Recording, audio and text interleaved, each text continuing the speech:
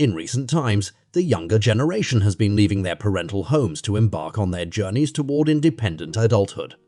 Eventually, many of them plan to establish their own families, which often starts with the goal of acquiring the financial means necessary to purchase a decent home in a decent neighborhood. Sounds easy, but then reality will slap them straight in the face because home prices are not decreasing anytime soon. Welcome aboard. Money Mavens Nova Society, the creme de la creme of finance channels, is here to help you soar high. If you haven't hit that subscribe button yet, what are you waiting for? Join us now. Buying a nice home in San Diego these days is incredibly challenging. We're buying a house, a really nice house. Nearly bordering on the impossible unless you possess a substantial income or have exceptionally generous relatives. The median home price has surged to a staggering $85,000, making the dream of homeownership a distant reality compared to how it used to be. An $85,000 price tag for a home seems like daylight robbery. This is a robbery. Almost tempting you to buy three. Achieving home ownership in the United States has become an endeavor next to winning the lottery, particularly if you belong to the millennial generation, unless, of course, you're one of the fortunate few to win a home through a giveaway like Mr. Beast. Yet, it's not just millennials who are grappling with this challenge. It's a shared sentiment among people of all generations that, despite a robust job market, there's an overarching feeling that the economy is far from its prime. This sentiment is substantiated by US consumer confidence data. The median age of a millennial purchasing a home has now reached 36 years, marking the highest point on the index since 1981. We find ourselves living in a peculiar juncture in history, a time that could be considered one of the most trying and peculiar periods to invest in a house. California home prices jumped during the pandemic, but now with tech layoffs and remote work, they've declined as some here choose to move east to more affordable states, driving up home prices there. The latest data from Freddie Mac showing rates hit 7.31% last week. That is the highest level in 23 years. We're already seeing a slowdown in the housing market as a result, pending home sales plunging last month. The housing market, where mortgage rates and home prices are still on the rise. The harsh reality is, right now, buying a home is nearly 20% more expensive. The issue at hand is the severe decline in home affordability, reaching its lowest point in nearly 4 decades, dating back to around 1984. To put this into perspective, Fortune magazine draws a comparison, stating that the current affordability situation is even worse than the peak of the 2006 housing crisis. Affordability is assessed through the Home Affordability Index. On this index, the higher the chart goes. The more affordable homes are, while the lower it drops, as it has recently, the less affordable they become. Nationally, this indicates that we're now facing the most challenging affordability conditions since at least 2008. However, the extent of this challenge varies depending on where you're looking to purchase a home. In major cities like Honolulu, San Jose, Los Angeles, and San Francisco, home prices have reached levels roughly 11 times the median family income. Unless you're raking in a hefty 6-figure income annually, buying a house in these areas is likely beyond your means. There are differing opinions on this situation. Some argue that this kind of rapid growth in the housing market is unsustainable and will inevitably lead to a breaking point. Others believe that real estate will continue to appreciate, although perhaps at a slower pace. Let's delve into a detailed analysis of what's driving these developments. The core dynamics are in a state of chaos. Home sales are on the decline, yet house prices persist at levels higher than anticipated. In 2023, national home sales experienced a 10.1 drop, while prices managed to surge by 3 points. This trend seems to hold across many US cities. In Las Vegas, for example, home sales have plummeted by a substantial 43 compared to 2021. Going back to 2019, sales remain down by nearly 40. Hence, the number of homes being sold this year is significantly less than in the previous 2 years. You might naturally expect that a decrease in sales would coincide with a reduction in home prices. However, this hasn't been the case. In fact, for the Vegas area, the median home price reached $449,000 by the end of September. For a bit of context, if home prices remain stable for the remainder of this year, the Las Vegas real estate market would conclude the year with a remarkable 7% increase. Astonishingly, prices are on the rise rather than declining. 2 significant factors drive this occurrence, and they deserve your attention. The first factor is inventory. which refers to the quantity of homes available for purchase. The second factor is interest rates. Inventory is typically quantified by the months of supply available. For example, in September, there were approximately 3,900 homes listed for sale in Las Vegas and 1,600 homes were sold during that month. This implies that if no additional homes were listed for sale, and the homes continued selling at the September pace of 1,600 homes per month, we would theoretically exhaust the available homes in around 2.5 months. Historically, this is an exceptionally low level, as a balanced market usually maintains about 5 to 6 months of inventory. The question then arises, why is the inventory so low?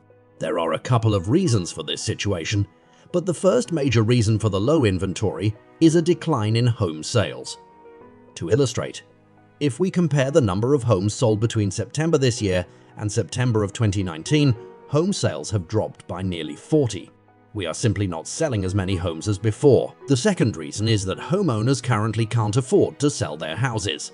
It may sound counterintuitive, but this is because over 90% of home buyers have mortgages with rates lower than 6%. Nobody wants to or can afford to swap their existing monthly payments for new ones that come close to 8A. This situation holds across the entire country and has consequently resulted in fewer homes being listed and fewer homes being sold, causing considerable hardship for lenders and real estate agents. Yeah, it's a tough market. If you're a realtor or a mortgage lender, you're feeling like this is a serious recession. If you think about it, we went from about 6 million homes at an annual pace down to about a little over 4 million homes at an annual pace. That's roughly a third drop in the business in your industry. So when you put on top of that the disappearance of the refinance business, it's feeling really rough for the mortgage.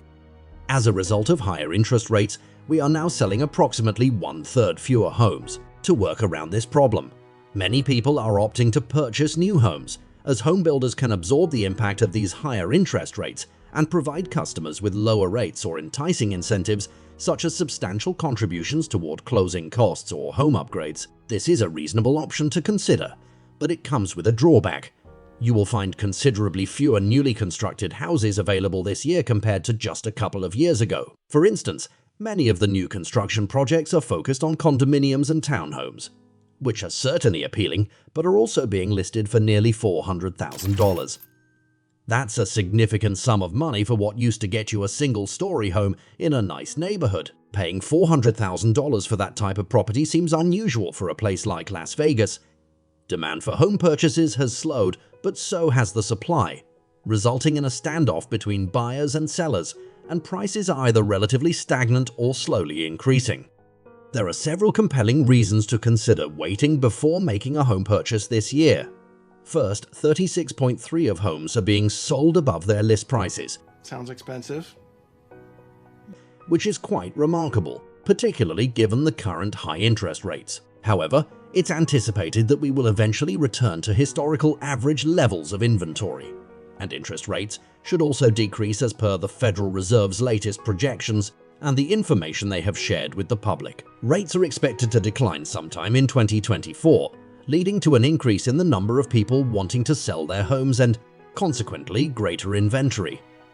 Nevertheless, it's important to note that we shouldn't anticipate a crash as some have suggested, because there is a substantial number of potential homebuyers waiting on the sidelines. Second, if you believe in the concept of follow the money, it's worth noting that people with a net worth in the multi-millions express reservations about real estate. They are holding back due to concerns about home prices, interest rates, inflation, low inventory, and overall market performance. Even though they have the financial means to invest, these wealthier individuals are adopting a cautious approach, suggesting that they are better informed about the market. Third, potential home buyers may want to consider the unemployment rate. If there is a possibility of a future recession leading to increased unemployment, it could substantially affect housing prices. A rise in unemployment could result in decreased demand, potentially leading to a surplus of available supply. The demand for housing is often more critical than supply in determining prices. Lastly, waiting may allow you to accumulate more savings and provide you with more options in the future.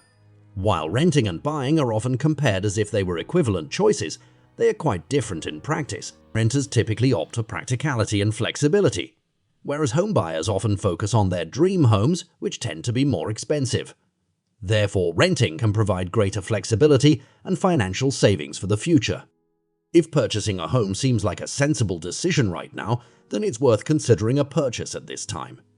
You can always explore refinancing options later if interest rates decrease, especially if you believe that your job and income will remain stable during a potential economic downturn. However, it's important to acknowledge that it's challenging to make generalized statements about the real estate market across the entire country. Each region has its unique dynamics. For example, Las Vegas is currently experiencing substantial growth. The city has exciting developments on the horizon, such as Formula One, potential expansions in the film industry with Disney's consideration of building in the area, and the presence of football, hockey, and upcoming baseball teams. These sports and entertainment attractions contribute to a more stable, long-term population in the city. Historically, Las Vegas has been characterized by its transient nature due to its heavy reliance on tourism-related jobs, which tend to be cyclical. People would often move in and out, resulting in a lack of long-term community connections. However, with these new industries entering the scene, there is the potential for a shift toward more long-term residents. Las Vegas might be evolving from its traditional transient status to a place where people settle down for the long term. Regardless of the outcome, one thing remains certain. There is a significant number of people waiting for a hypothetical market crash. If such a downturn occurs, these individuals will likely seize the opportunity to purchase homes at reduced prices. So it's challenging to predict whether home prices will rise or fall. However, I hope that considering some of the factors discussed in your local context can assist you in making a more informed decision. Also, you might find it helpful to use tools like the New York Times calculator for comparing renting and buying costs, which can provide a clearer financial perspective. So the question arises, is this the right moment to invest in a whole new home? The reality is that the ideal moment to acquire a new home is when you possess an ample amount of money to afford one. While renting remains a good choice, nobody wants to spend a lifetime paying rent, right? If you want to learn more about personal finance and generational wealth building strategies, visit our channel and subscribe for more enlightening videos to increase your wealth.